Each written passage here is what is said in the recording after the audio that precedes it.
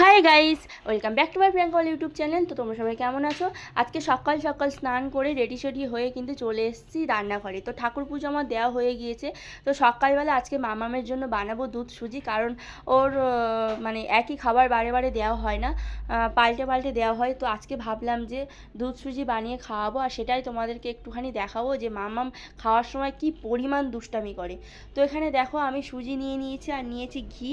তো একটুখানি ঘি দিয়ে কড়াইতে ভালো করে গরম করে নেব। আর এই যে কড়াইটা দেখতে পাচ্ছ, ওর মামামের বাবার খাবার দাবার কিন্তু ছোটোবেলায় এই কড়াইতেই রান্না করা হতো, আর এখন তার মেয়ের খাবার দাবার রান্না করা হচ্ছে। মানে বুঝতে পারছো, বাবার সমস্ত ছোটোবেলাকার জিনিস কিন্তু এখন ইউজ করছে মেয়ে। আর এখানে দেখো কড়াইতে ভালো করে ঘিটা গরম হয়ে গেলে আমি দিয়ে দিলাম এখানে পরিমাণ মতো সুজি। তো সুজিটা দেখেই বুঝতে পারছো কি ও কতটুকু খায়, একদমই খেতে চায় না এই সুজিটাই, তাই ওকে অনেক জোর করে খাওয়াতে হবে। তো একটু অল্প পরিমাণ সুজি আমি নিয়ে নিয়েছি, কারণ ও একদমই খাওয়া দাওয়াতে প্রচুর দুষ্টামি, তো সেই জন্য অল্প করেই নিয়েছি। তো সুজিটা একটু ভালো করে লালচে লালচে করে ভেজে নেবো। আর এখানে দেখো আমুল তাজার প্যাকেট কেটে আমি পরিমাণ মতো দুধ নিয়ে নিয়েছি, কারণ ওকে আমুল তাজার দুধই খাওয়ানো হয়। আর দুধটা একটুখানি ঘন করে জাল দিয়েই খাওয়াবো সুজির মধ্যে। তার কারণ হলো ও কিন্তু মানে অন্য খাবারের মধ্যে দুধ সেরকমই একটা খেতে চায় না। আর যেহেতু ও অনেকটাই ছোট, একটু শরীরে ক্যালসিয়াম না গেলে প্রচুর প্রবলেম হতে পারে, সেই জন্য আমি যখনই ওকে দুধ সুজি বানিয়ে খাওয়াই পুরো ঘন করে জল ছাড়াই কিন্তু আমি খাওয়ানোর চেষ্টা করি। আর এখানে দেখো সুজিটা লালচে লালচে করে ভেজে নিয়ে আমি দিয়ে দিলাম এখানে দুধটা। তো দুধের প্যাকেটে থেকে আমি কেটে দিয়েছিলাম, মনে হলো যে আরেকটু লাগবে, তো সেই জন্য লাস্টে আরেকটু দিলাম। দিয়ে সুজিটা ভালো করে ফুটে গেলে আমি 3-4টে বাতাসা দিয়ে দিলাম। তো একেবারে বেশি মিষ্টি দেওয়া যাবে না, কারণ ওই এমনিতেই প্রচুর চকলেট, তারপর ললিপপ অনেক ধরনের মিষ্টি খাবার খাই, সেই জন্য যখনই আমি দুধ সুজি বানাই একটু মিষ্টি কম দেওয়ার চেষ্টা করি। তো তাতে ওর মানে খেতে খুব যাতে সুবিধা হয় আর কোনো প্রবলেম না হয়, সেটাই আমি চেষ্টা করি। আর এখানে দেখো সুজিটা কত সুন্দরভাবে ফুটে গিয়েছে আর খুব সুন্দর গন্ধও বেরিয়েছে। তো তোমরাও তোমাদের বেবিদের জন্য এরকমভাবে দুধ সুজি বানিয়ে খাওয়াতে পারো, অবশ্যই কিন্তু বেবিরা পছন্দ করবে। তো এখানে দেখো আমি খাবারটা নিয়ে চলে এসেছি ঘরের মধ্যে। তো ও সবার প্রথমে দেখো জল খেতে ইচ্ছা করছিল, বাটির থেকে জল খেতে চাইলো। আর এত দুষ্টু, আমি খাওয়াতে গেলে খেতেই চায় না। দেখো নিজে নিজে চামচে করে জল খাওয়া শুরু করে দিয়েছে। তো কী পরিমাণ দুষ্টামি করে সেটাই আজকে আমি তোমাদের দেখাবো। এখানে দেখো সুজির মধ্যে সেই চামচটা বাটির মধ্যে দিয়ে দিল, আর আমি একটুখানি খাওয়াতে গেলাম তখনই বায়না শুরু করলো। এত দুষ্টামি, দেখো কান্না শুরু করে দিয়েছে, আর সঙ্গে সঙ্গে দেখো হাসছে। তো ও এখান থেকে বাটির থেকে চামচটা নিয়ে আবার জলের বাটির মধ্যে দিচ্ছে। তো কী পরিমাণ দুষ্টামি করছে তোমরা নিজেরাই একবার ফলো করে দেখো। ও নিজে নিজেই খাচ্ছে। তো সকাল সকাল ওর দুষ্টামি সব কিছু তোমাদেরকে আমি দেখালাম, শেয়ার করলাম। আর এখানে দেখো আমার কাছে তো চামচটা দিতেই চাইছে না, খাওয়ানোর সময় প্রচুর বায়না করে, প্রচুর, কারোর কথা একদমই শুনতে চায় না। তো তোমাদের বাড়িতে এইরকম দুষ্টু বাচ্চা যদি থেকে থাকে অবশ্যই কমেন্টে জানাবে তোমরা।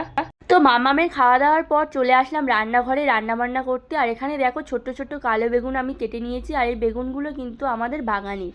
তো বেগুনগুলো কেটে ভালো করে ধুয়ে নিলাম। আর আজকে বাবা বলেছিল যে বাগানের বেগুন দিয়ে রুই মাছ দিয়ে একটা হালকা মাছের ঝোল বানাতে। তো এখানে দেখো রুই মাছগুলো আমি কিন্তু ধুয়ে সমস্ত মশলা যেমন লবণ, হলুদ, লঙ্কা সব মাখিয়ে কিন্তু আমি ভাজতে বসিয়ে দিয়েছি। আর দেখো মাছগুলো কি সুন্দর লালচে লালচে করে আমি ভেজে নিয়েছি। তো আজ বানাবো রুই মাছ দিয়ে মাছের ঝোল। তো মাছগুলো ভাজা হয়ে গেলে যে কড়াই এক্সট্রা তেল ছিল তার মধ্যে আরেকটুখানি তেল দিয়ে আমি দিয়ে দিলাম জিরে ফোড়ন।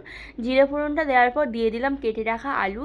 তো আলুটা একটুখানি লালচে লালচে করে ভেজে নেব। তো আলুটা একটুখানি ভেজে নেওয়ার পর আমি দিয়ে দিলাম পরিমাণ মতো হলুদ গুঁড়ো, একটু লঙ্কার গুঁড়ো দিয়ে ভালো করে আমি কিন্তু কষিয়ে নেব। তো বেগুন আলু দিয়ে মাছের ঝোল খেতে কিন্তু গরম গরম ভাতের সাথে খুবই টেস্টি লাগে, খুবই ভালো লাগে। আর যদি গাছের এইরকম ছোট্ট ছোট্ট বেগুন হয় তাহলে কিন্তু খেতে আরও বেশি টেস্টি লাগে। আর এখানে দেখো লবণ হলুদ দিয়ে মানে আলুটাকে ভালো করে কষিয়ে নেওয়ার পর আমি দিয়ে দিলাম পরিমাণ মতো লবণ আর জিরের গুঁড়ো দিয়ে ভালো করে আমি মশলাটাকে কষিয়ে নিলাম। তো 2-3 মিনিট ধরে কষানোর পর আমি দিয়ে দেবো কেটে রাখা বেগুনটা। তো অনেক সময় আমি আলাদাভাবে বেগুনটা ভেজে নিই, কিন্তু আজকে রান্নাটা একটু অন্যরকমভাবে করব। তো তোমরা এইরকমভাবে রান্না করে দেখবে, খেতে কিন্তু খুবই সুস্বাদু হয়। তো আলুর মধ্যেই আমি বেগুনটা দিয়ে দিলাম, দিয়ে হালকা করে নাড়াচাড়া করে নেব। যেহেতু এটা বাগানের গাছের বেগুন সেই জন্য কিন্তু একটু শক্ত শক্ত আছে। আর তোমরা দেখবে যে গাছের বেগুনগুলো একটু শক্ত টাইপের হয়, খেতে কিন্তু খুবই টেস্টি হয়। আর কেনা বেগুন অনেক সময় কেমন ভ্যাদভ্যাদে টাইপের হয়, সেটা কিন্তু খেতে একদমই ভালো লাগে না। তো এখানে ভালো করে বেগুন আলুটা আমি কষিয়ে জল দিয়ে দিলাম। জলটা দেওয়ার পর একটু নাড়াচাড়া করে কিন্তু আমি ঢাকা দিয়ে দেবো।